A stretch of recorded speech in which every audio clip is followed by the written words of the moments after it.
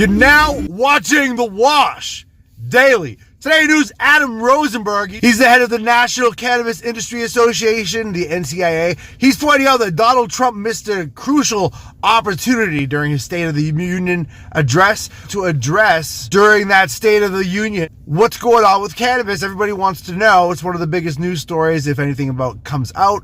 Donald Trump needs to talk about it. He's not. He did mention trying to keep the pharmaceutical costs down so people can afford pharmaceuticals.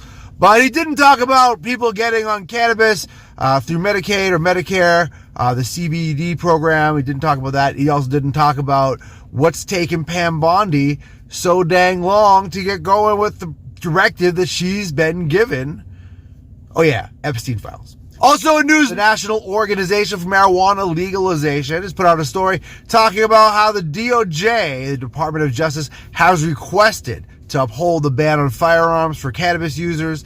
The objection has never been an instance, anecdotally anyway, of the United States government preventing people from having firearms for cannabis use. Cannabis has been around since at least the 1600s in the New World, and there's no reason why they wouldn't have referenced it if they thought it was a problem. Also, when people are being restricted their firearms historically, it's because they're posing a danger and they've been described as being a dangerous person, or they show that they're addicted to alcohol and can't stop being drunk and that they're a drunkard. Has a lot more to do with alcohol than anything else. And so this idea that people on cannabis aren't able to have guns because they're not able to keep themselves in control is completely unfounded and ridiculous.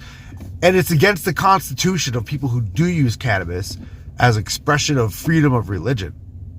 Also in news, a report coming out of Texas, a poll was taken, and a lot of Texans are pretty upset with how their government is handling cannabis and CBD. The overwhelming majority of Texans want to have cannabis access, but their government keeps on preventing them from having the cannabis that they're looking for. Texas has had a long-standing fight to get cannabis. They're still very restrictive. People are still getting arrested for possession and for the use of cannabis, although they do now have a medical cannabis program, and people in Texas are trying to get a legal process there, started to introduce a cannabis apparatus so they can sell cannabis to each other in the Lone Star State. There's a lot of opposition against it, including the governor and all their senators, like everywhere else. It's unfortunate that the people in positions of power in states like Texas are so against cannabis because of stigmatization or maybe some other things. But there is all this truth coming out that they just don't seem to see or hear about. There's reports showing that when you have cannabis access in states, the people are using less injectable drugs in those states, that the teens use a lot less cannabis, that there's less alcoholism. There's a lot of states who have people in positions of power who have an objection to cannabis, and unfortunately those people are trying to keep cannabis away from people who are looking for it as an alternative to dangerous pharmaceuticals and alcohol. Thanks for watching The Wash Daily.